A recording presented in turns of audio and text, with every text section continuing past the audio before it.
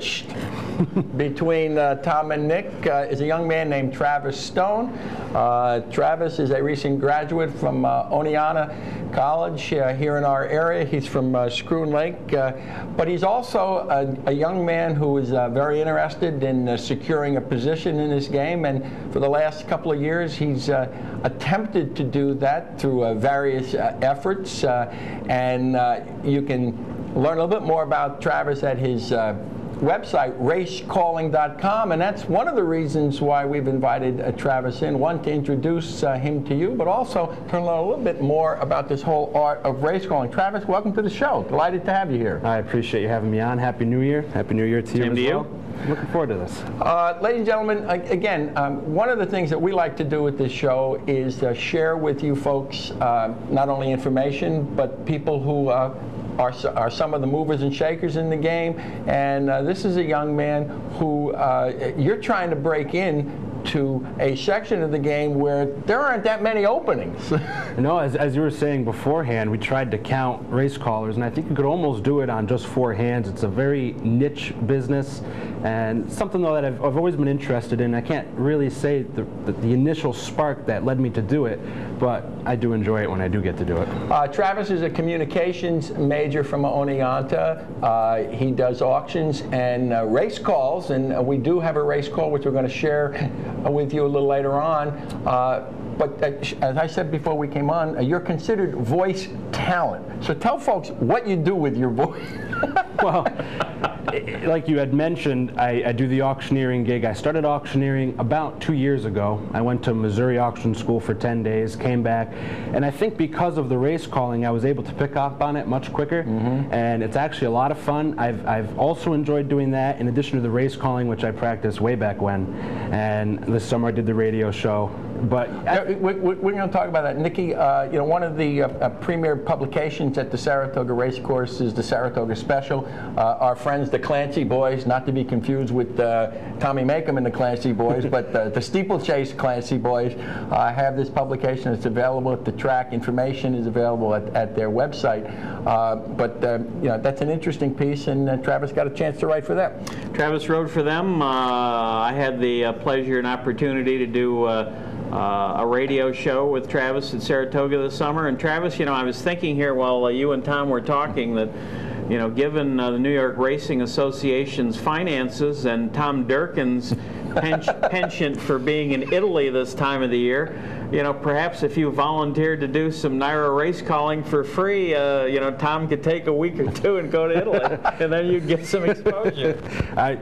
Calling the races in New York is my absolute dream job. For whatever reason, Saratoga has always been, well, obviously it's the place to go in terms of racing, but it's always drawn me to the game. I really do think we sit with the best racing circuit in the nation, bar none.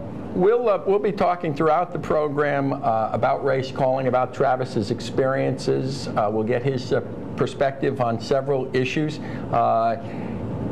If you didn't hear, there is a new deal between the state of New York and the New York Racing Association. Ramon Dominguez is in town. We'll talk about that. Gulfstream Park is opening, but we understand if you want to watch races at Gulfstream, you want to go to Calder. Yeah, I haven't had a chance to read it yet, but I was just dialing up Seth Marrow's site, equidaily.com, and one of the featured links is it says the Gulfstream president says go to Calder. We'll talk about that. And yes, a track fact salute. Track fact salute. Track fact salute. Go ahead. Happy birthday to all the thoroughbreds out there. They all turn a year older. Well, okay. They also opened up at Santa Anita Park. We'll talk a little bit about the profile. Opening day at Santa Anita, I read all sorts of complaints about the speed favoring nature of that service. It really hasn't backed off that much. We'll talk about that. Tampa Bay, prices have been terrific. Field size good. It's a great track to play. We talked a bit about Tampa Bay 2 weeks ago before they opened. We had Jim Mazur on, and you know, bottom line is the usual suspects are the guys you got to follow. We'll touch on that. Nikki, from a media standpoint, racing lost another newspaper. The Boston Globe cut entries and results, and now Andy Byers' paper, the Washington Post. Just a comment, perhaps we'll talk about that later on. Well, to be honest about it, Tom, obviously we're biased. However, I think what their decision is extremely short-sighted for a very simple reason, and that is, in my opinion, almost everybody is a horse racing fan to one degree or other. One of the things that I've noticed, you know, people, they might like NFL football, they might like Major League Baseball, but to a degree they like horse racing. Now, perhaps my point of view is skewed by the fact that we live here in the Capital District, you know, where we're influenced by Saratoga and to a lesser extent Saratoga Raceway, the harness track. But practically every golfer I know likes horse racing. Practically, you know, every person that I run into in the city of Amsterdam or in this area, to one degree or other, likes horse racing. So, while there may be, you know, a method to the idea that, you know, people can get their horse racing information elsewhere, I think that it's a little short-sighted to say that since it's a low-ranked sport in terms of total popularity, that people aren't interested in horse racing, because, you know, my experience is people are interested in horse racing to one degree or other, and you know, maybe you know, before I became a racing fan, I might have liked baseball better, but I still liked horse racing. So I think it's a mistake. I'm convinced that what really needs to happen is that whoever are the legitimate movers and shakers in the game need to be locked in a room. Whoever they are need to be locked in a room. And Nikki, I hope they let one of us in that room, and should not be allowed to come up with some sort of a legitimately viable plan for growing fan base. It's like people shooting in the dark. Travis? I would have to agree, and to touch upon what you said, they mentioned that the survey they did, it was the lowest ranked sport in terms of popularity. Lowest ranked doesn't mean it's not read. Right. And I think that's the huge key there, is that there are people that still read it, and to ignore it is wrong. And, you know, and I think just to follow up on what Tom said, I think that with rare exceptions, most racing officials have not done enough to promote their own sport. For example, there's a very good letter to the editor in the Daily Racing Forum about offering a $1 pick six. It makes absolutely no sense in this era of 10-cent superfectas, $1 pick fours. We've got a new wager now in New York we're going to talk about. It makes absolutely no sense to prohibit people from playing a $1 pick six, or for that matter, you know, there are many tracks that will not let you play a straight $1 exacta. If you want to play horse 1 over horse 2 for $1, you can't do it. That is just ludicrously idiotic to prevent your customers from doing stuff like that. Okay, let's talk a little bit about the New York racing scene right now. Nikki, we had the Christmas hiatus, if you will. We came back on Wednesday. Good field sizes, good prices that I've seen, and the track seems to be playing pretty fair. Well, pretty fair with a couple of exceptions. I'll talk about the profile in a second, but you know, I think that the one thing that the holiday hiatus in New York has proven the last couple of years, Tom, is something that we've talked about on this show. There's basically too much racing in New York. When people know it's going to be there 5 or 6 days a week, year-round, there's no necessity to go to the track today or go to an OTB or make your wager today. And I think there was something like an average of 12 horses per race the last 2 days, the 17th and the 18th, before NYRA took their time off. They've come back to big fields, and that's an example of what happens. There's so much racing that, you know, when you get an unusual situation like that, when the horses can't go every day or every 5th day or every 7th day, you're going to get bigger fields, and that's what fans want. Now, the problem obviously is if they're not racing in New York, there's racing somewhere, and some people that would have bet on New York racing that day will bet on Yavapai Downs or you know, a track like that. And that's not to denigrate those tracks. It's just to say that that money goes out of state, away from New York horsemen in the New York racing industry to a greater percentage than a bet that's actually made on a New York racetrack. So that is a problem that we have yet to come up with a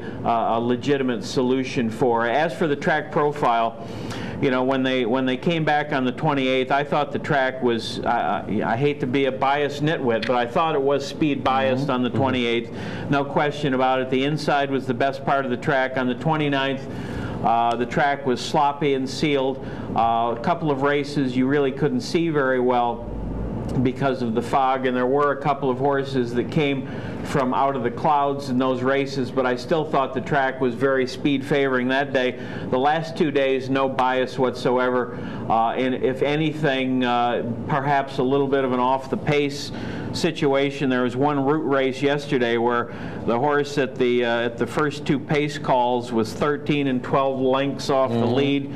You rarely see that. There was another where a horse was 4.5 and 5.5 lengths off the pace. So at least fair the last couple of days, speed biased on Wednesday and Thursday. Well, I'll take a minute here, Travis and Nick, to talk a bit about Santa Anita. 5.5 furlongs, 4 out of 5 races wire to wire. 6 furlongs, 3 of 6 races wire to wire. Only 1 rally horse or off the pace horse. At 6.5 furlongs, however, only 1 horse has managed to wire. It seemed that is the lone distance where speed has not held up thus far at Santa Anita. 3 of 6 wires at 7 furlong distance, only 1 off the pace horse. Going a route of ground, though, going 8 furlongs, it's all stalkers from 3 races. Same with 8.5 furlongs. They've only had 1 race going 9.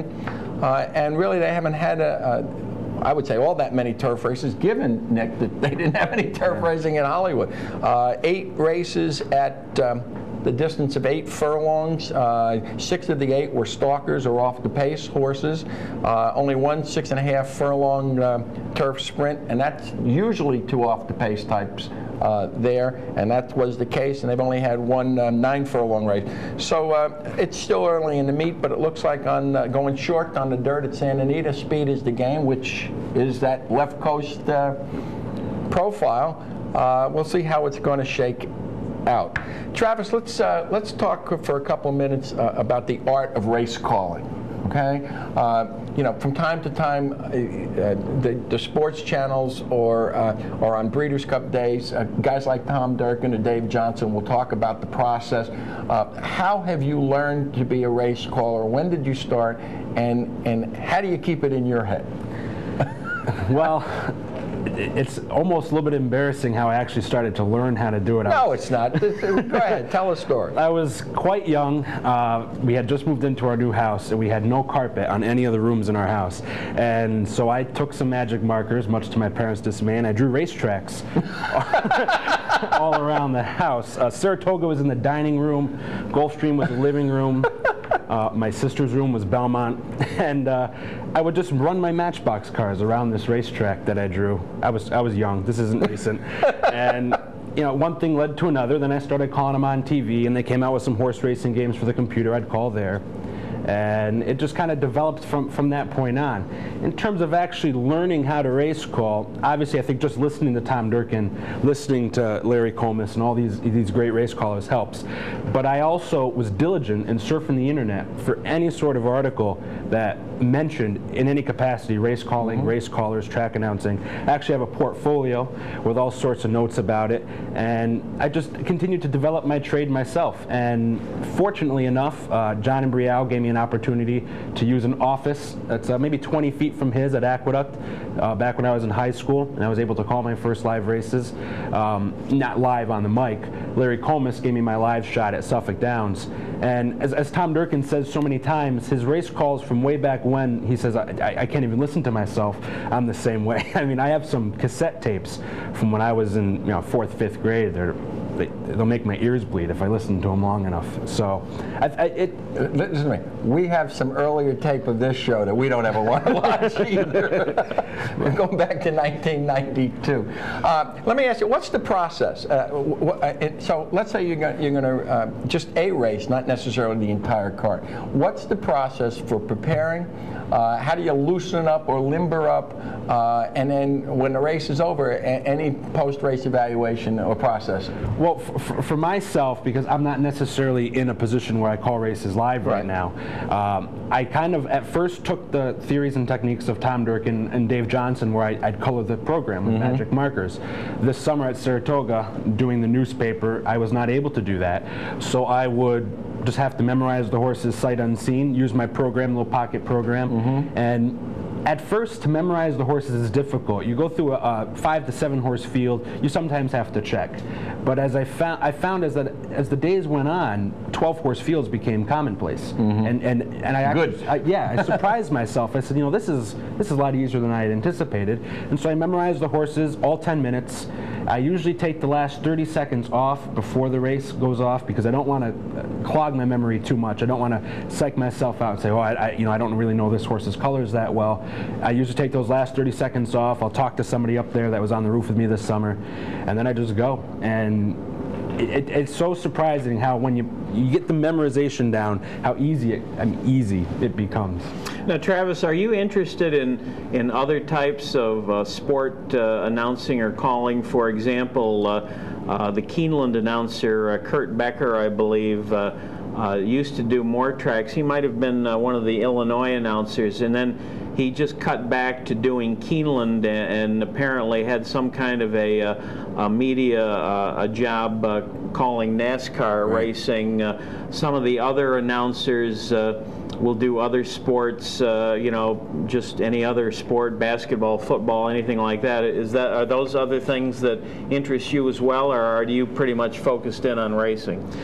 Yes and no. I very much so see where I would enjoy doing other sports, but I don't think anything gets me as excited as a horse race, to be very honest with you. I mean, I enjoy baseball. I watch baseball religiously. However, horse racing is horse racing, and I think that's where the true excitement is. So before I throw it back to Tom, I'm going to put you on the spot now. If you had to name, say, 3 track announcers, horse racing announcers, as the 3 that you think are the best, who would they be? Absolutely Tom Durkin. Not just because I've grown up listening to him, but he really is best of the best. I think Larry Comas, who will start calling this upcoming week throughout the winter meet, and a relatively unknown individual named Robert Geller. He calls at Emerald Downs, and now he's calling at Sunland Park. He has a very smooth and crisp voice, and I would say he's right up there with those other 2. So I got to, before Tom takes it back, I got to ask you, you've left out one name that I think most people would have first or second, Trevor Denman. He's definitely up there, and I really do enjoy listening to him. And I must admit, I'm kind of biased being on the opposite coast. To pick 3 is a real, I mean, you're really pinching me. That's why we wanted to put you on the spot. Welcome to the world of handicapping where you only get 3 choices. Exactly, it's true. Okay, we have got a race from Saratoga. This is the John Morrissey, and we've laid Travis's call over this tape, so we're going to have a listen. So here's the John Morrissey from Saratoga, called by Travis Stone. 1 second, Richie, 1 second here.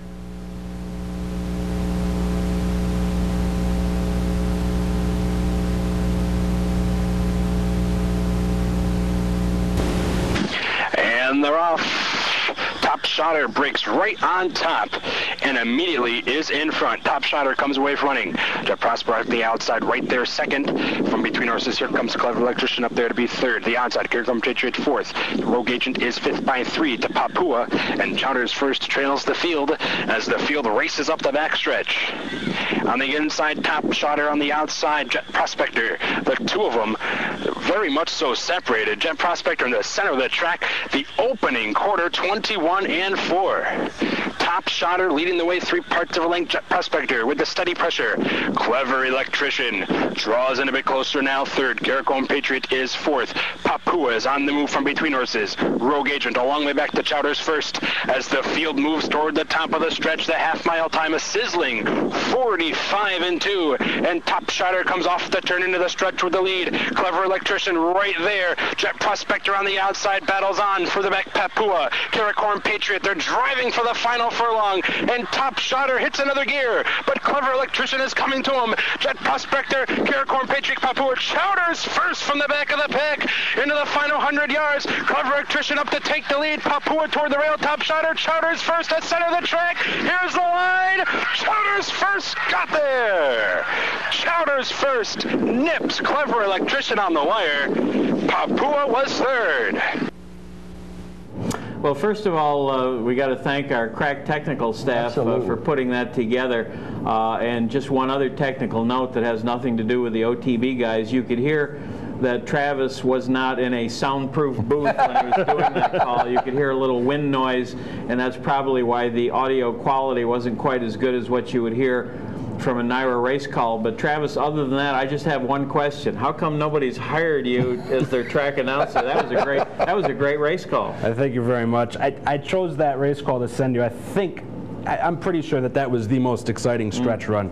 Chowder's first was hopelessly last. And just one last thing. I mean, that was, that was Trevor Denman-esque, because you were calling Chowder's first before he was even in the picture, and I've seen Denman do that 2 or 3 times. I remember a few years ago, he called a horse, basically was calling him in a way you could tell he thought the horse was going to win when he was like 6th or 7th, 8 or 10 lengths off the lead, and you were kind of doing the same with Chowder's first. So excellent race call, and like I say, if I owned a racetrack, I'd be on the phone right now trying to hire you. If you owned a racetrack, you'd be in deep trouble right now. Although you would probably hire the right guy. Travis, that's very interesting. I'm real happy that not only that you're able to send it to us, but that we were able to get it on the tape. Now, let's talk about racecalling.com. That is your website. Why don't you just walk us through what people will find beyond a bit of bio information there? Well, I have, in addition to some sample race calls, I have a video of myself auctioneering, and some other things I've been adding actually this fall. As I graduated from college, I said I need to expand this a little bit. I just started a blog, where it's kind of like a sounding board for me to talk about racing. But I also run a racing community message board. NYRA.com used to have one, and they had to shut it down for That's right. It was a pretty neat place, and I said, I need to start this back up again. I honestly feel that the people that congregate there, though at times it can get a little hairy, are some of the best handicappers we'll see on the New York racing circuit. They really have a grapple on the game. They have a grapple for race shape analysis, and there's some pretty neat stuff that comes in and out of there. Me personally, my handicapping has improved tenfold just as a result of that community interaction. Well, one of the things that we've maintained from this forum for years and years is that while we're very fortunate to have this forum, there are an awful lot of good players out there who know an overlay, who know how to construct tickets, who have profitable angles and factors that we enjoy learning about and sharing, and we certainly don't have a lock on handicapping, although my friend here does manage to pick a high percentage of winners. We're just past the 10 o'clock hour. We're up to our first commercial break. When we come back, the phone lines will be open, and we've got lots of topics that we are prepared to talk about, but this show is about what you want to talk about, so stay with us and give us a call, or you can get to us electronically. We'll have the website up the email address when we come back. Stay with us, please.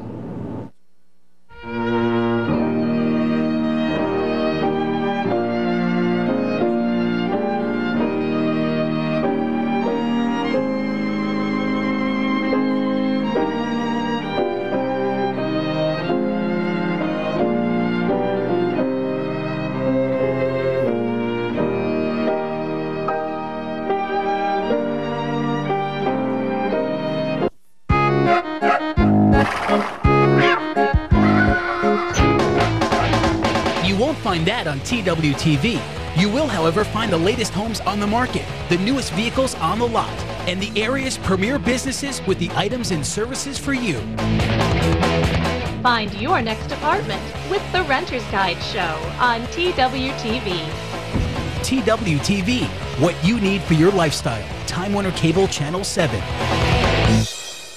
I wasn't sure how to start with my divorce. With my incorporation, I needed to create a living trust. I couldn't afford to pay huge legal bills. all I needed was an easy way to file some legal documents. So I went to We the People. They typed all my documents. As it turns out, I didn't need a lawyer. I just needed a little help. We're We the People. No lawyers save money. We the people, bringing justice to all.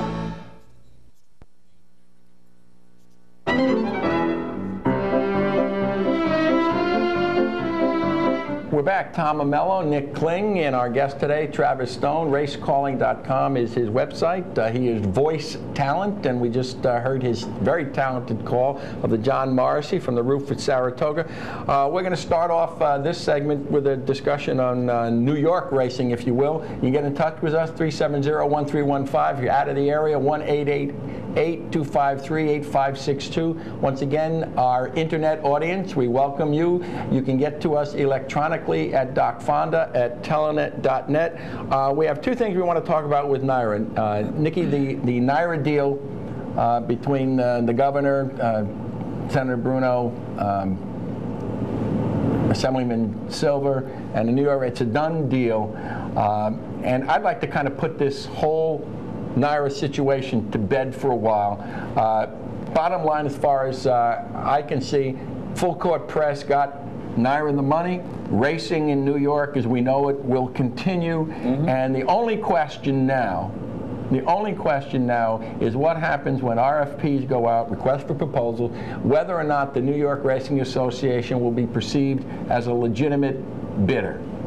Well, I think that, you know, you say it's a done deal. It's almost a done deal. There's still the $20 million of the package has to be approved legislatively. Well, yeah, you know, and that probably will happen. Basically, Tom, what I've found is that most people that I talk to that are racing fans are amazingly disinterested to the extent that they care about racing, you know, to the extent that they were interested, they cared about whether their season ticket applications would be honored, and you know, they would be able to go to Saratoga this summer and know that their checks, you know, weren't going to, you know, get lost in the shuffle. So, but other than that, I think most racing fans care about good racing, and I think that's the best part of this deal, that it means that there shouldn't be any interruption in racing in New York. That we will continue to have the best racing in the country for the next couple of years, and I think that's what really most people care about. You know, there are some other details that we'll find out more about as time goes on, but I think that's really the bottom line, that this temporarily, and by temporarily I mean for a year or two, means that there should not be any change in racing as we know it in New York. All right, let's talk about the change that I'm most interested in. We've got a new exotic wager. The Racing and Wagering Board, remember them? Approved a new rule to allow the NYRA tracks to offer the Grand Slam. It looks like it's a four-race wager, and it looks like you got to get, you can pick top three finishers in 3 races, but you got a single in the final leg. I think it's an interesting opportunity, and we're going to have to see how it plays out. Well, you know, first of all, we have to credit this new wager, the Grand Slam, to NYRA's Bill Nader. This was, I believe, I can't say for certain that Bill, you know, invented the idea, but I know that he's been the developer and the prime mover behind it here in New York. And basically what it does, it's similar to a pick 4 in that it's a 4-race sequence. The final leg of the 4 is the only race that you have to pick the winner. You absolutely have to have the winner in the final leg. In the first 3 legs, the horse or horses you use have to finish in the money. So let's say, for the sake of argument, that you use 3 horses in leg 1 and they finished 1, 2, 3, then you would have three live tickets, and theoretically, if you had the winner in the last race and live horses in the first 3 legs, you could have more than one winning ticket. So, you know, that's the good part. And the part that I like about it, as somebody that tends to pick horses that may not necessarily always be the favorite. For example, I can't remember the horse's name, but there was a New York bred on Wednesday that was dropping into a never won 2 lifetime race. She was 8-1, ran second behind the favorite. Now, if I use a horse like that that's 8-1 in the pick 4 and the horse doesn't win, I'm out. If I use that horse in the Grand Slam in the first 3 legs of the 4-leg wager, I'm still in, and that's what I like about it. Now, undoubtedly, payoffs will be smaller than the pick 4. I believe it will be a $1 minimum bet, and so that gives you the leverage to you know, play some combinations. But I have a feeling that many people will try and single horses in at least a couple of the first 3 legs, Travis, so that, you know, they can minimize their investment and then spread in the 4th leg where you absolutely have to have the winning horse. Travis, just a handicapping, you know, you said you feel your handicapping is improved. As a wagerer, are you a flat bettor, exotic bettor, multiple? Where do you fall as in the betting menu? If I had to, when I first started out, I was always betting exacta wagers, and I found myself struggling. And as I've turned now more towards the series wagers, the pick 3s, the pick 4s, I not only enjoy them more because I feel more confident in actually selecting a winner versus selecting who's going to be second. My favorite horse might not necessarily be the best second place potential horse. So in terms of this Grand Slam wager, I would agree. I think it's worth giving it a fair shot, and I think it's a very intriguing wager. And the bottom line is, if you offer it, they will come. They will bet them. All right, Field of Dreams. We've got callers on the line. We don't want to keep you waiting. Nikki, we're going to go to Saratoga, I think. Going to go to beautiful downtown Saratoga and speak to Bob this nice, bright January 1st morning. Bob, good morning. Good morning, gentlemen. Leftover from the first night festivities. A couple of things. First of all, I enjoyed Travis's call of that race at Saratoga, particularly since I'm a Phil Serpy supporter and had that horse. But a couple of things when he mentioned Trevor Denman.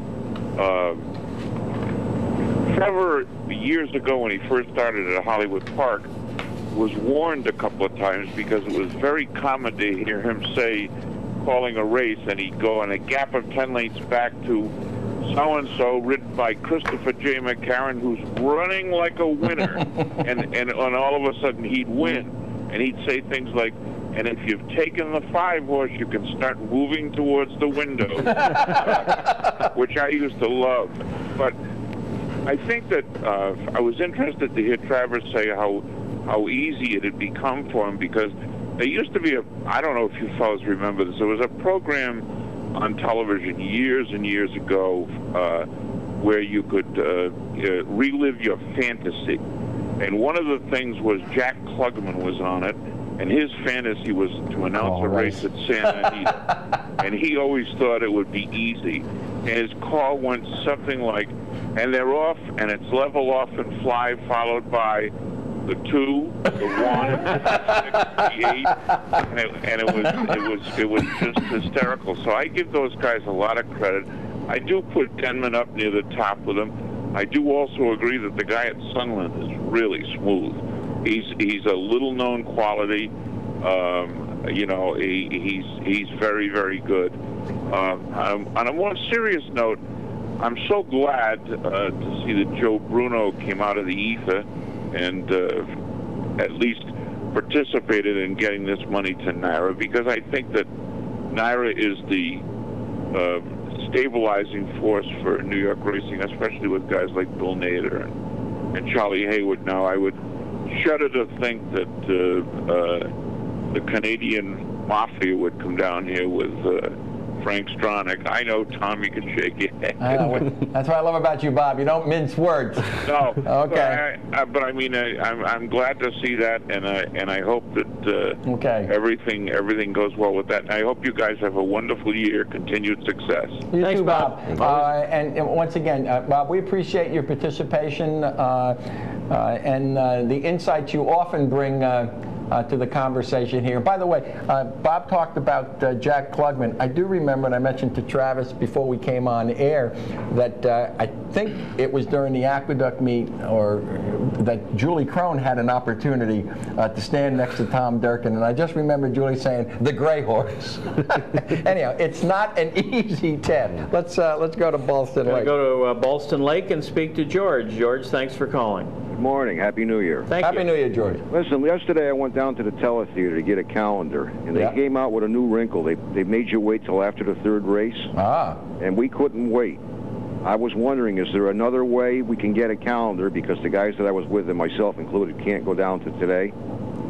What I would do is email viewer mail, yes, or call customer service. I would say, that's your best bet, George. Customer service? Yeah, either that or email viewer mail at capitalotb.com. I believe, again, that as you mentioned, they are giving them out today at the teletheater. I would expect that, if they have some left over, there might be some way to get a hold of one. I'm going to be in line with you because I'd like to have one myself. I was wondering, is there any reason that they did that, though? They've never done that before. Well, I got to tell you, George, I think Tom and I are going to agree on this one. I think it's a good idea. And the reason I think it's a good idea is because one of the reasons for promotions is to get people to come in and bet their money. So, excuse me, I'm going to say, we think it's a good idea. I've always said that the New York Racing Association shouldn't give away their Sunday promotions until after the 7th race as well. They don't happen to sell that calendar at the harness track, do they? I don't know, George, but we're getting some static from your phone, so we're going to cut you loose. Thanks for your call. Your best bet again, and this holds true for anyone that is either call customer service or email viewer mail at capitalotb.com. And like I say, I'm going to be getting in line because I'd like to get one. Okay. While we have a couple of open lines, Ramon Dominguez is shifting tack to New York full-time. Nikki, no turf racing here in New York in the winter. This guy knows how to win races and knows how to ride. Travis, you watch him at Saratoga this summer. Let's talk a little bit about Ramon Dominguez. I actually spoke with him quite a few times, and I had a conversation. He rode the Nick Zito horse, I can't remember the name, who was pulled up after being scratched early. I think it was out of the Jim Dandy.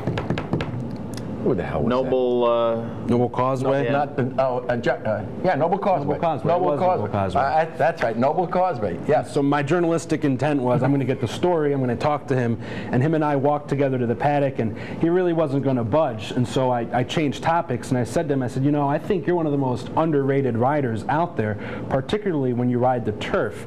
And I asked him, I said, why is it? Why do you feel that you ride the turf so well? What is it about it? He says, I see the race.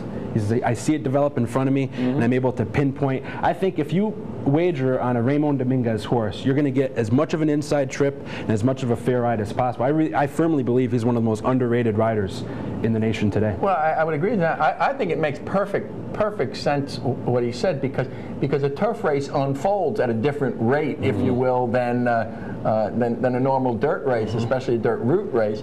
And then it comes to the question of whether or not you get a horse who can move when you see. And he's high enough on the jockey food chain, if you will, that he's generally riding live horses. Nick? Yeah, and I think that one of the reputations that came to New York along with Edgar Prado when he came several years ago was that I won't say that he was a turf specialist, but he was a rider well known for his ability on turf. Dominguez seems to be following in that mode. There's just something about Maryland racing that, even though it's kind of slipped into what you almost have to call a minor league racing circuit, it continues to produce top jockeys, Jeremy Rose being another example, although he's ridden a lot at Delaware as well. But the Delaware-Maryland circuit has kind of become one now. Well, I guess I was thinking, the Maryland jockey colony is not overall as strong, as New York, and so I suppose a great deal has to be said for the whole notion of success breeding success. When you crush when you crush rivals in your own community, if you will, and you move on to the next level, you bring with you not only your talent, your ability, but your instinct, so on. Listen, we've got callers. Let's not keep them waiting. Jerry in Mechanicville is next. Jerry, thanks for calling. Go ahead. Good morning. Hello. Well, one last chance for Jerry, or we're going to move on to Bill and Troy. Hi. Can you hear me now? Yes, Hi. we got you. We got you, Jerry. Hi. First of all, I'd like to congratulate Travis on a fantastic call. Great. Thanks, Jerry. Thank you. Good idea. The other thing is part of Travis's board, and we talk horse racing every day on the board. It's a very well set up board. And also, we've been with Travis over the last 3 years going through Oneana and his masterful plays. We've capitalized many, many times.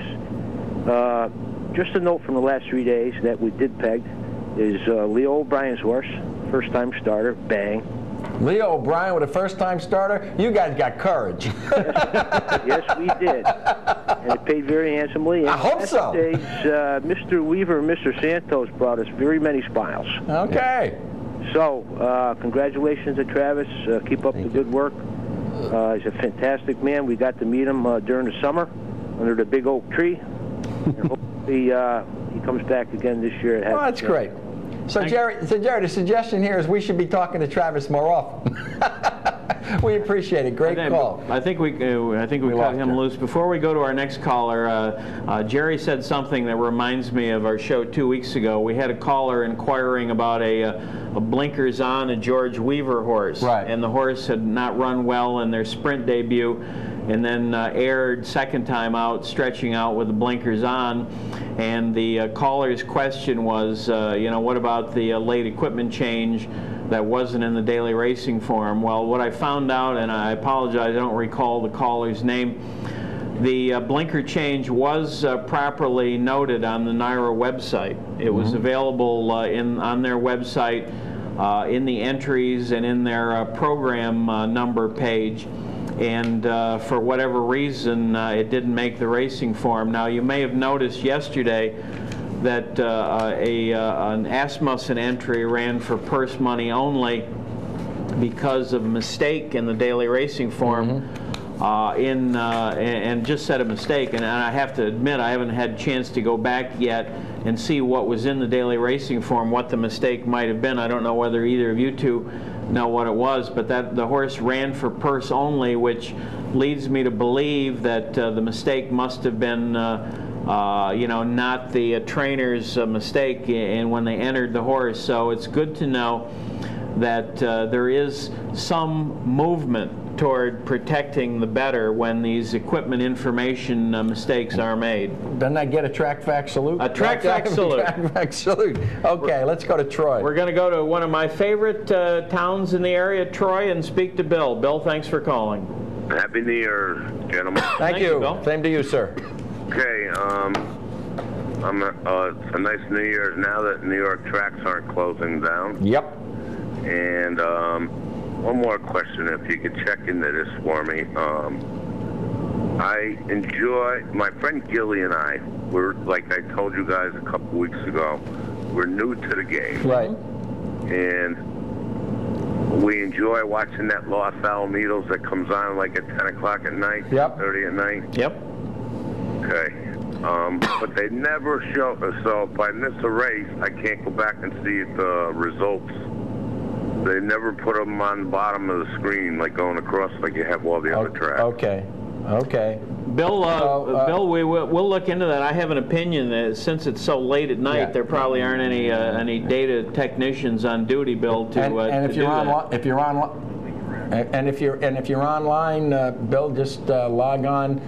You can get results at equibase.com and lots of other places. Or actually go to Los Alamitos site. But I'm sure that that's a staffing issue. Yeah, and the thing about it is you can get the results for every track that OTB covers on their website. Obviously, you have to be a Phonobetic customer with your username and your PIN name to get into it. But you can get it there. But it's it boils down to this, Bill. You can get you can see the races and you can bet on them.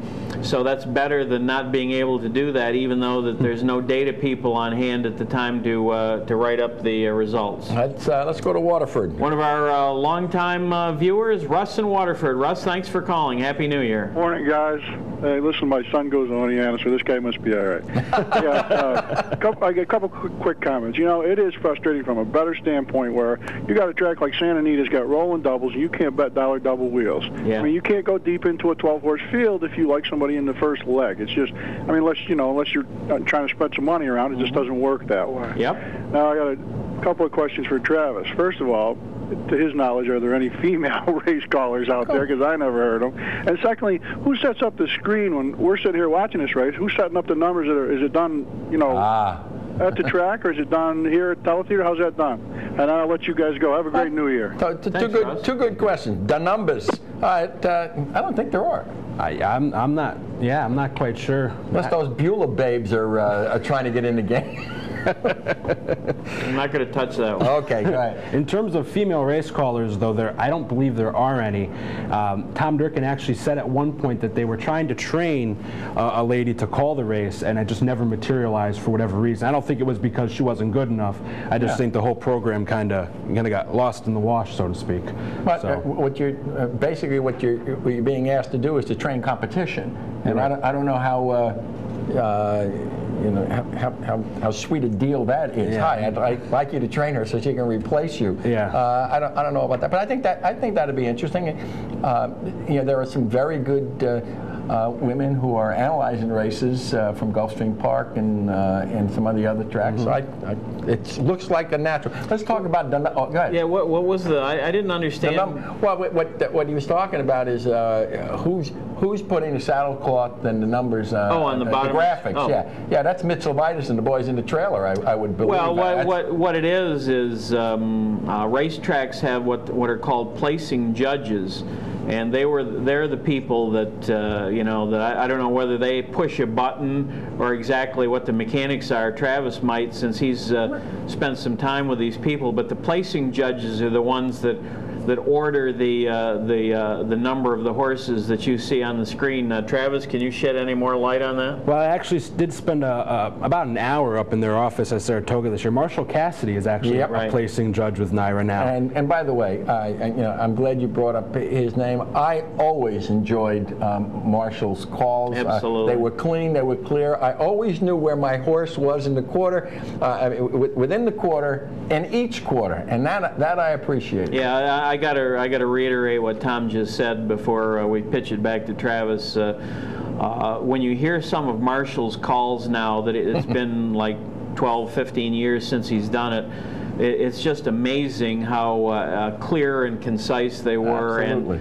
And one of the most underrated race callers I've ever heard. Yeah. And a nice guy. Super nice guy. I've had an opportunity to talk to him a couple times. He lives in the area. I hope he's watching, and give him his props. Okay, Travis, you're talking about in terms of actual numbers and how they put them up, I'm not exactly positive on that. I don't go into the stewards area when I am able to spend some time up there, but I did get to see the photo finish operation and how that's all handled, and it's all computerized, and I can only assume that putting the saddlecloth numbers up on the screen follows suit. It must be, yeah. Which is one of the reasons why occasionally, there's a little lag time. A horse might break on top, and maybe they push a number or something like that, and it won't change, even though the horse gets passed by several horses. So that there's a little bit of a mechanical process involved. Before we go to our next caller, you mentioned the stewards. Have you had an opportunity, Travis, to spend any time with any of the stews? I have actually, and I know that they get a lot of flack for their... Yes, they do. for some of the calls that they make. But they are very nice individuals, all of them. All the ones that I've met. And I think that, I don't doubt that at all. It's easier from the outside looking in than from the inside looking out, I'm sure. I'll say it another way. I mean, I used to coach basketball, and as much grief as I gave the zebras with the whistles, I would never want to do that job. Never. Now, true. You, Mr. Kling, strike me as a man who would always like to be in charge of determining the outcome. I might have made it as a baseball umpire. Ah, okay. I did that a little bit, you know, when I was younger. Not very much. Just enough to know that the player that argued was always wrong. Well, and I've seen you go to me. We're out of here. Let's go to Saratoga. Dan in Saratoga. Dan, good morning. Gentlemen, Happy New Year. Thank you. This question's for Travis. Travis, I'm Jamie's cousin from the Saratoga Special. And I see you on there, and I was kind of surprised. But my question for all of you, and I guess Travis, you know, what's going to happen to Todd Pletcher's suspension? That's pending right now. I mean, you know, you read about in the paper that he didn't know what was going on, and I just wanted your comments on what you think is going to happen to Todd Pletcher. Good question, Dan. Great question, Dan. Travis? I don't know when the actual dates will start, but I know that the court ruling just overturned his bid for appeal. He's going to have to serve it now. I don't think they're going to get around it. But what kind of interests me is when are they going to make him serve it? He obviously is a mainstay on the NYRA circuit, but they also have to play the fair hand. And so it's an intriguing question for which I don't have the answer.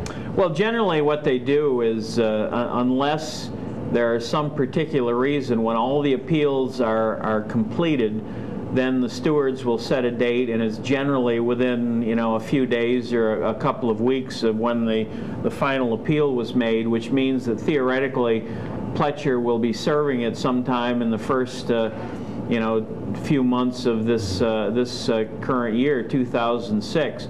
I got an email from a listener, and I included some of his, you know, his comments in a column that I wrote for the Troy Record. His suggestion was, and I think this would be very, very appropriate, since the horse in question was found to have a positive during a Saratoga meet, that you know, at least a part or all of those 45 days should be served at Saratoga. And his suggestion was that Pletcher be suspended for the 36 days of Saratoga this coming summer, and then carry over the other 9 until Saratoga 2007. And I can't say that I find anything wrong with that logic. As we're talking here, one of the things I'm thinking about, you know, we have from this forum talked about our reverence, if you will, for Alan Jerkins. Context here, you know, Pletcher's going to end up in the Hall of Fame. Alan Jerkins is in the Hall of Fame. I can't remember, and maybe it's just my brain, I don't remember Alan Jerkins getting positive. Do you? Yeah, I don't either.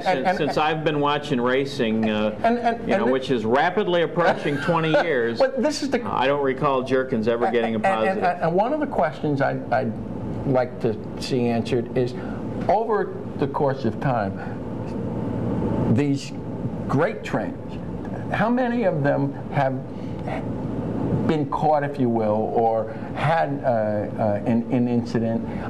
You know, this is certainly a blotch on Pletcher's record. Anthony, Dick Dutrow, he's on a blotches on his record, and he's a 2-time.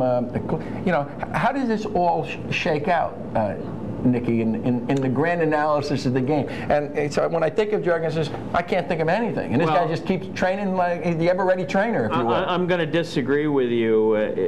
Not that I don't necessarily disagree with your opinion that it's a blotch on his record, but I don't think that in the real world of horse racing that it will be a blotch on his record. And the reason I said Pletcher is almost guaranteed to be voted an Eclipse Award. I agree. This year, and I voted for him.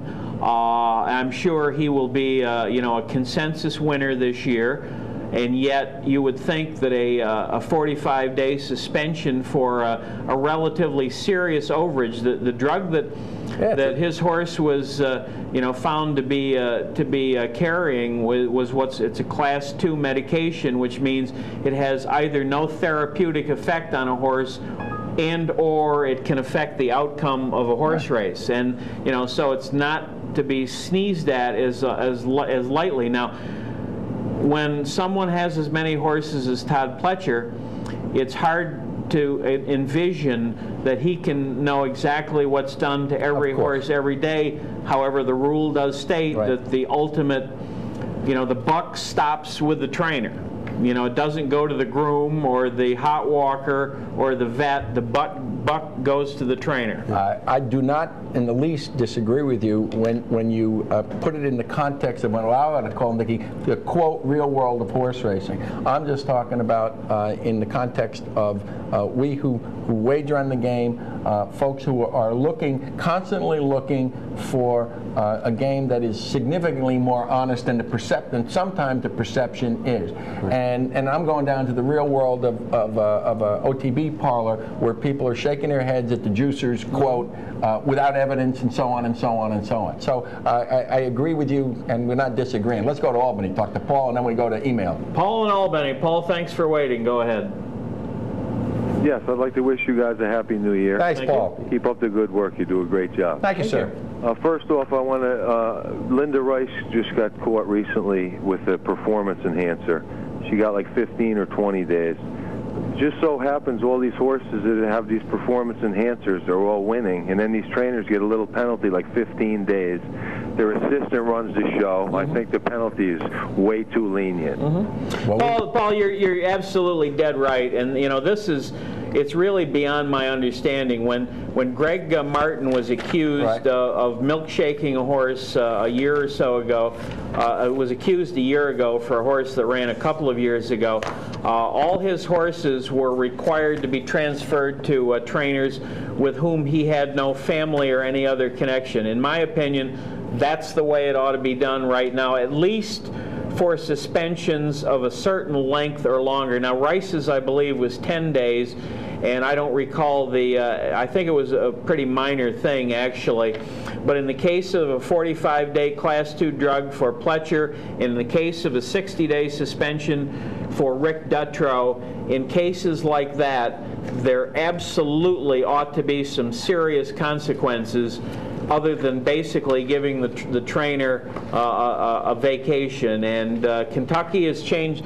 Kentucky, which used to be, you know, hey, anything goes, here it is, actually gotten far more stringent than New York, and I believe that one of the provisions of their new rule, and you guys can correct me if I'm wrong, is that the horse will be suspended as well as the trainer. Now, because of appeals and things like that, in the Pletcher case, we've gone on a year and a half. Maybe the horse is no longer running and/or is no longer good. Then there ought to be some other provision that takes that into account. But that's the bottom line, Paul. You're absolutely right. We're getting static from you, so we're going to have to cut you. I wanted to ask you one other question. Sure, go ahead. Did you ever check on that blinker move with that Indian hawk, as I called? Yeah, actually, we talked about that a few minutes ago, Paul. The blinker change was properly announced on the NYRA website. It was on their entry page and on their program number page, and why it was not in the racing form, I can't say, so apparently it was a racing form mistake.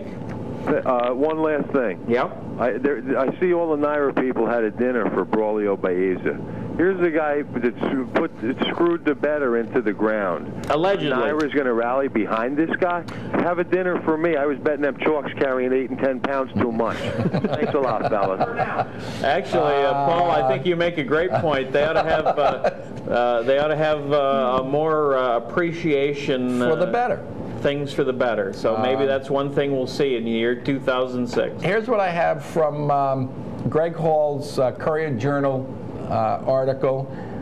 If a horse in Kentucky, the legislature is proposing pre-race testing of all horses. If a horse tests positive, the bill's called for it to be scratched from the race. If results aren't available until after the race, the bill calls for the horse to be disqualified at that point. I don't see where what you were talking about, where the horse would be suspended. I don't see that here. That was part of the original proposal. So unless that's been changed, that's what I've seen. We got an email question. Do you know when the Grand Slam bet starts? I believe it's January 18th. Anytime after January 18th it will be okay. I don't know what races it consists of yet. NYRA has not said so. This is a bet, by the way, that will be available at other racetracks besides NYRA, so theoretically Finger Lakes could carry it. I believe there might have to be a little rule tweaking done so that the harness tracks can carry it as well. And the other question, when will the OTB rebate program begin, and do you know how it works? And the answer, Ed, is no and no. No and no. We have 2 callers on the line. We're going to take one, and then we have to take a commercial break. So let's go to Utica. Ken in Utica. Ken, thanks for calling. Go ahead. Nick, I got one question for you. I got a couple for Tom, and then I can hang up and you can let me know what's going on. Nick, I was in Atlantic City in one of the sports books there. Okay. I can't understand why they carry Northfield Park, they're carrying the Meadows, they're carrying that, but there's no Saratoga harness there. Mm-hmm. And the pools at Northfield are huge. I mean, it's got to help Saratoga. There's nobody at Saratoga at the harness anyway. Mm-hmm. I just couldn't understand why they weren't carrying Saratoga. Tom, I got a couple questions for you. I went in a branch in Oneida County. I went in there. I wanted to make a bet, and the guy tells me there's no tellers there. This is a self-serve bet. I was wondering what the reason was for that. And also, when they're showing the odds, just say, for example, Aqueduct, on the left-hand side of the screen, why can't they, and on the right-hand side of the screen, they're showing Calder, Santa Anita. I mean, why can't they match that up so you're looking at the odds for Aqueduct, but you're seeing entries from Calder? I was wondering what was going on with that. Okay, so let me get this straight. The first question is relative to standalone self-serve bet as opposed to a parlor with people in it. And off the top of my head, I just think that's an issue of economy. But I'm not speaking for off-track on that. What I suggest you do, again, is call customer service and ask the question there and find out where the nearest parlor might be where you can deal with the teller. You're talking about the L in the screen, yes?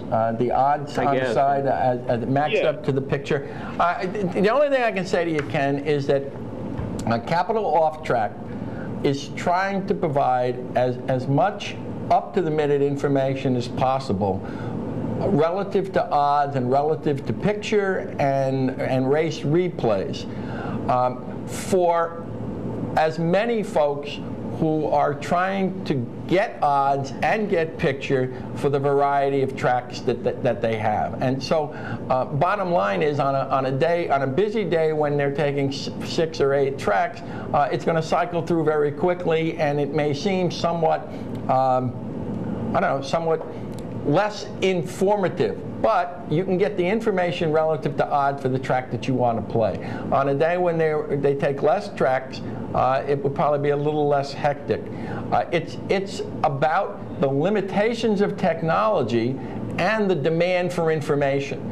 And neither Nick nor I have anything to do in terms of solving those problems or really understanding what's next, other than more broadband, more channels, so that folks can spend more time where they want to be. The only thing I'm going to say is that you can go to a live odds, if you're online, you can go to a live odds board at capitalotb.com and have in front of you the odds board for the track that you want. Right. Okay. So Nick, I got to ask you a question here before we go. I was speaking about 2 weeks ago with Skip Carlson, and I didn't get to talk to him that long. I just was passing through him when we were making a bet. But I was going to suggest, don't you think that they should put Saratoga harness in these sports books, or? Well, excellent question, Ken. Thanks for your call. I think I mentioned 2 weeks ago, I am planning on getting together with Skip in the next week or so, hopefully, if I can get a hold of him, and talking about just those issues. As for your specific question about why Saratoga harness might not be in a race book in Atlantic City, it's a numbers game, Ken, and they go with the tracks that are most popular for their customers. I also believe that it's kind of a self-fulfilling prophecy. If one track has a much larger handle, customers are going to like it, because then the odds don't change as much if they make a larger wager. Now, as Saratoga Harness gets better racing, and I think we've seen that happen, their handle has gone up. Their handle, I believe, is about 25 or 30% higher than it was 2 or 3 years ago. And now that their purse levels are about 5 times what they were 2 or 3 years ago, racing should continue to improve and handles should go up, and then they become more attractive for out-of-state, off-track betting sites. But I will ask Skip those questions and a lot more. And as I'll tell you, as I told a caller a couple of weeks ago, if any of you have any specific questions about the harness track that you would like me to ask, please feel free to email me at docfonda@telenet.net. We have to take a commercial break. We've got a few callers on the line. Please stay with us. We'll be right back.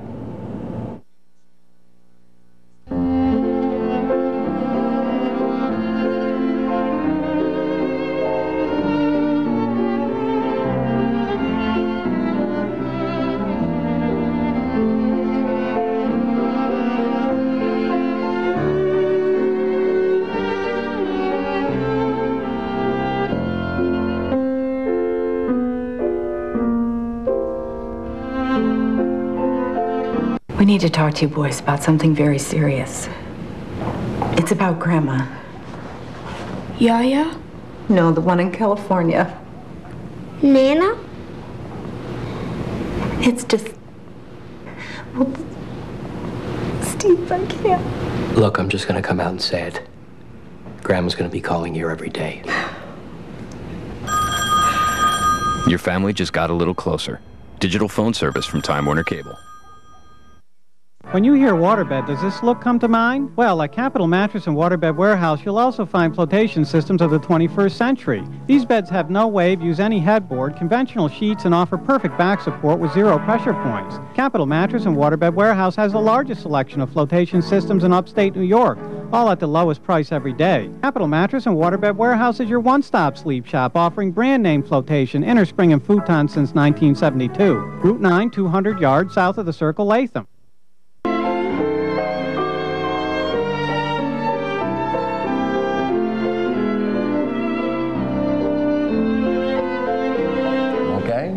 We're back. Tom Amello, Nick Kling. Our guest is Travis Stone. You can get in touch with him at racecalling.com. Actually, you can hear the call to John Morrissey at his website. Nikki, let's go to Fort Edward, and then we've got an emailer. Alex in Fort Edward has been waiting patiently. Alex, thanks for waiting. Go ahead. Hi, guys. Happy New Year. Thank you, sir. Same to you. I just wanted to congratulate Travis on that great call, and also to speak briefly about what his thoughts are about voice and style.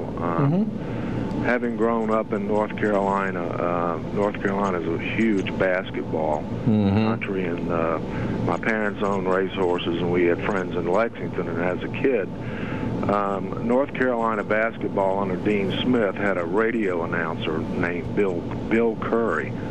And when they used to televise games, most North Carolina fans would cut the volume off and listen to Bill on the radio. When Adolph Rupp was at Kentucky, Kaywood Ledford was doing all their basketball games on radio, and Kentucky fans would do the same thing during basketball games. Cut the TV down and listen to Kaywood Ledford. Having grown up listening to Fred Capicello, you guys mentioned Marshall Cassidy, who to me was just absolutely fantastic. I heard him do the 1980 Ruffian Handicap when he had a blanket finish with Genuine Risk, It's in the Air, and Misty Galore, and it was just absolutely fantastic. And Clem McCarthy back in the 50s, 40s and 50s, he was great and stuff. And I guess more recently, in the last 25 years, a lot of people who found Howard Cosell somewhat offensive would cut the TV off and put the radio on. But I was going to ask Travis, how do you go about developing that voice and distinctive style that all of us who love horse racing come to admire and anticipate? Good. Excellent question, Alex. Thank you. Alex, that's a great question. Thank you for calling. It's very interesting how he mentions announcers of the past and kind of segues into what's happening today. I think overall, the overall perspective of a race caller has changed. Back then it was more objective, so many lengths to so many lengths, you're fifth, and then this. Whereas today, and I think it's a necessity because we need to draw more fans in, the announcer is more colorful. And I think what intrigued me most about race calling is I think the race caller has the opportunity and the ability to change the excitement level of a race from here to here in a matter of a few words. And in developing my own style and developing a style in general, I don't think there's anything specific that I've done as much as, I mean, I kind of hear a little Tom Durkin in me, but I also hear a little Trevor Denman. It kind of develops on its own. One thing I do though, and Tom Durkin as well did this, obviously I take a lot of my stuff from him, is you look up words and then you use the thesaurus and find different phrases and different meanings to those words to help color up your calls a little bit more. I hope that answers this question. Well, it's music to my ears as an English teacher. That's right. It's about language and words and stringing them together. And it's the interesting part of that for me is like a writer. You know, and Nikki, you're practicing your craft not only as a turf writer, but your other writing skills. By the way, he did send me some poetry, and it's pretty good. It's pretty good, and I'm going to be using it. Well, thank you. No, really, I forgot about that. Now I forgot my point, so why don't we go back to the phone? Well, we're going to touch it. We got an email. I'm so sorry. An emailer would like to know, any thoughts on the pending appointment of Bernadette Castro to replace Mike Hoblock to the State Racing and Wagering Board as chairman. Thought number one is, as yet, she hasn't officially been appointed because, there's apparently a dispute between the governor and Senator Bruno. Point number two is I think everyone would agree that Mike Hoblock is probably more qualified.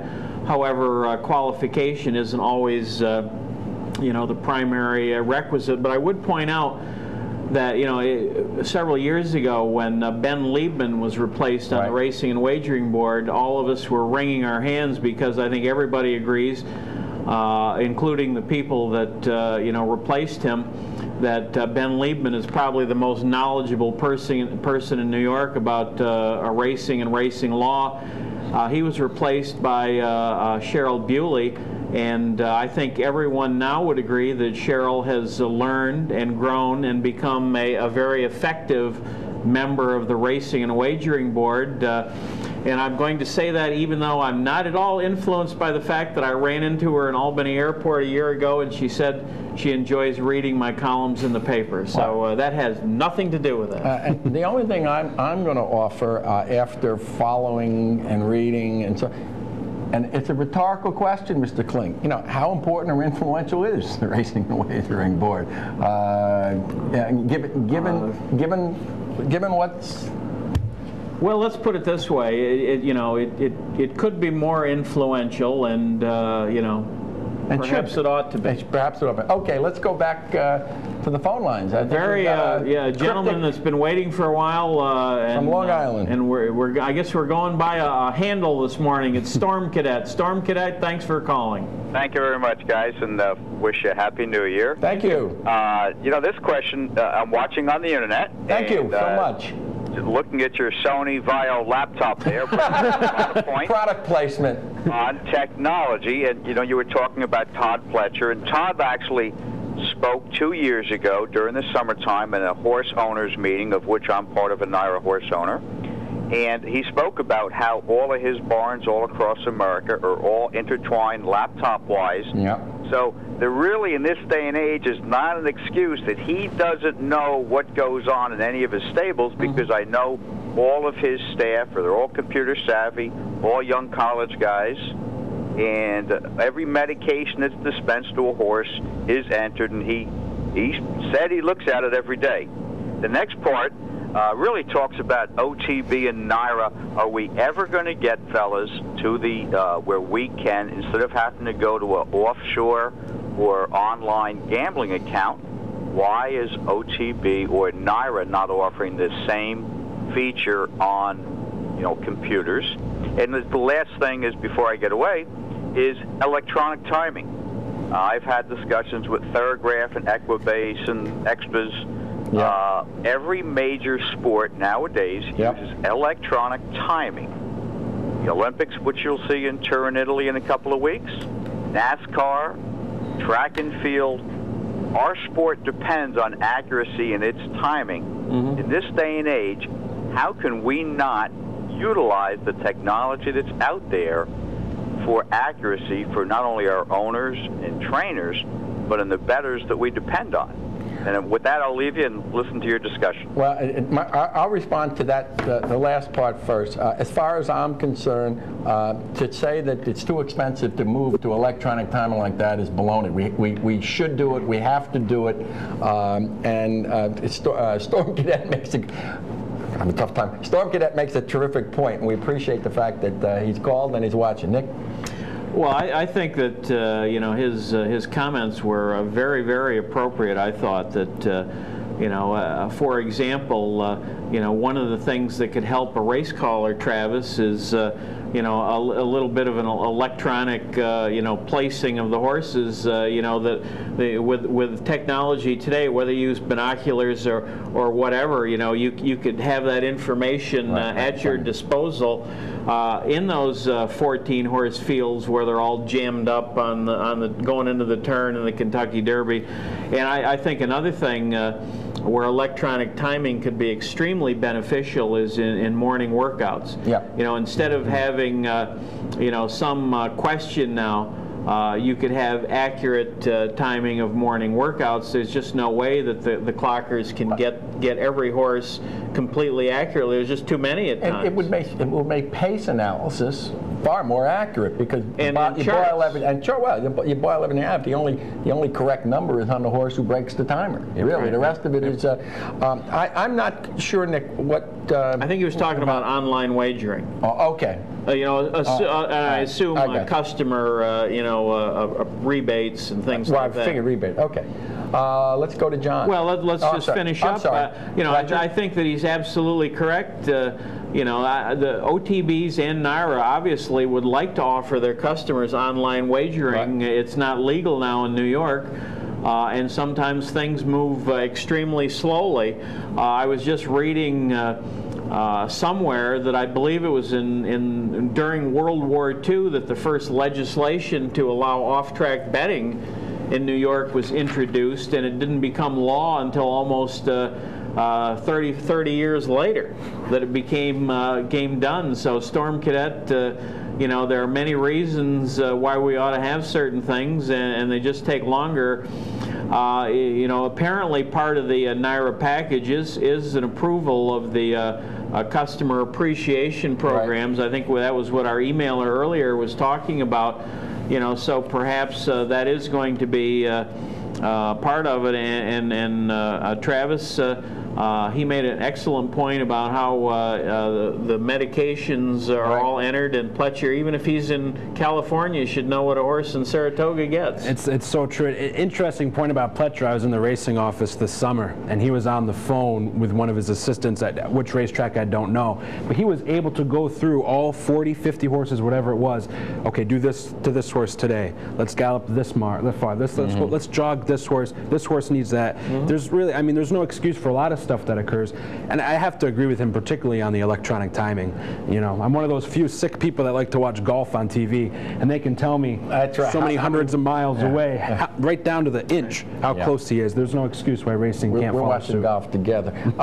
Nikki, you and I were fortunate enough to be part of Elliot Macy's Horse Technology Fair back in 2004, and that's pretty much what Elliot was trying to talk about, how technology was going to change the game, improve the game, and so on. So our friend from New York, Storm Cadet, we thank you for raising those issues. We hope you call us again. Wasn't there a horse named Storm Cadet, and wasn't that a West Point Thoroughbreds horse? I'm not sure. Anyhow, we have one caller. This is going to be our final caller. We're going to wrap things up and then get our last commercial in. John in Kinderhook. John, good thanks morning. for waiting. Good morning, fellas, and Happy New Year. Thank you, sir. One thing about the Saratoga harness, the simulcasting, and they don't simulcast to a lot of places in that.